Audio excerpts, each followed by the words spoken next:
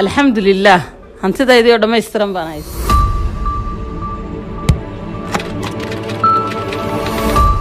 waxaan saxaafadda ugu yeedhnay inaan ugu soo bandhigno tuugo culus oo xalay dhacday halkan bakhaaradan jajabka Hargeysa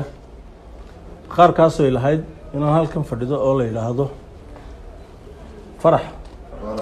Farax Ali oo halkan hor fadhida tuugadaas xalayto waxay dhacday koodiyo barkii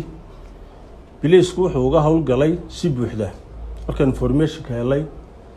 lacagta bakhaarka laga qaatay sida inantu noo sheegtay waxay 120 milyan iyo lacag $3,000 xilligii bileysku si mugli markuu uga hawl galay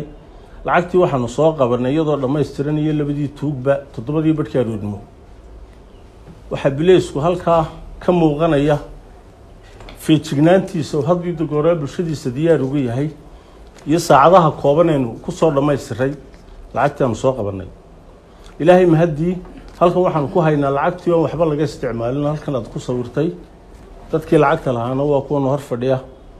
halka ummadeeda waxaan uga muujinaynaa sida firfircoonida ah hadiyo goraale aan diyaarka ugu nay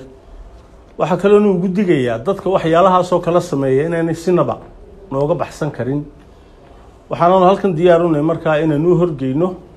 maxkamadaha awoodda u leh inaan ku horgeyno qaybaha dacwada ee baadhista inaan ku horgeyno saacada markay ahayd kowdii habeenimo ayaa bakhaar ay leedahay gabadh ganacsataa la yiraahdo Farax Ali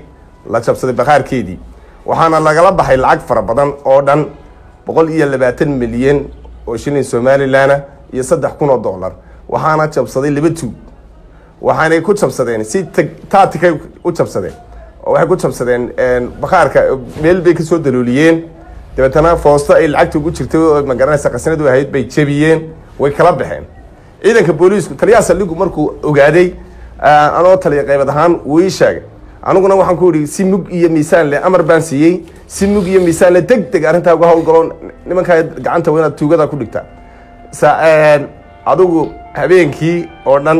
iyadoo saaka la qabtay intaa uu ka howlgeliyay booliisku information ay heleen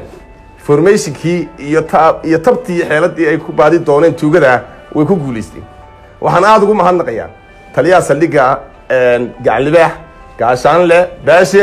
iyo tiimkiisa haday dharcadiisa tahay iyo haday ciidankii kala hawl galayba tahay aad iyo aad baan ugu mahadnaqayaa waxaan kale u sheegayaa bulshada uga digayaa ganacsadadana waxaan u sheegayaa inay markay ay nala shaqeeyaan oo markay tuuga dareemaan markiiba noo sheegaan alaabtooda iyo xoolahoodana meel baydhsan dhigtaan oo ay xafidaan tuugtana waxaan qoladooda tuugada isku daydana waxaan uga digayaa ciidanka booliisku irka haddaad tagtaan ka badbaadi maysaan ciidanka booliisku ay daba taagan yahay waa ilaaliyaha nafta iyo maalka bulshada hantidooda ilaaliyaan hantidoodan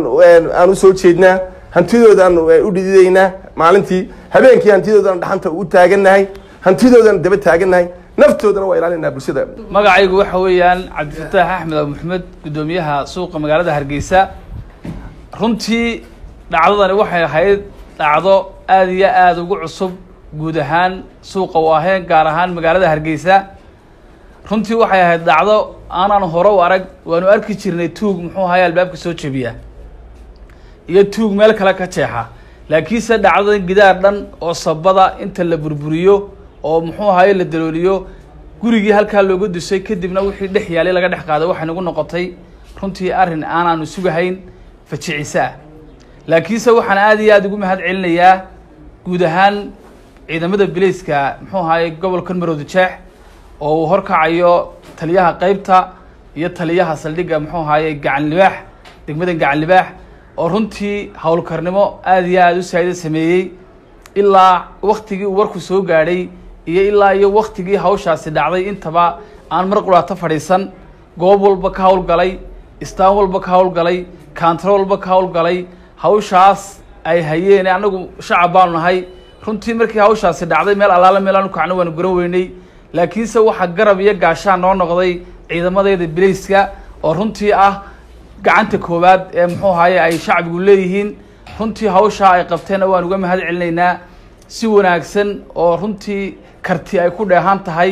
oo muxuu ahaayey firfircooni saayida ana way sameeyeen hawshiina gacantay ku soo dhigeen guud ahaan lacagtii dollar iyo muxuu ahaayey cashna halkan iyadoo bad qabto oo waxba laga isticmaalanay taala waan u mahad celinaynaa ciidamadeeda amniga ee hadiya habeenba noo taagan halkan waxaan uga mahad celinayaa ciidamada booliska ee hantidii iga luntay ee tuugtii iga lunsatay soo qabtay aqalkaygii oo nabad kaga tegay oo xidhan ayay ragdabada ka fureen way jabsadeen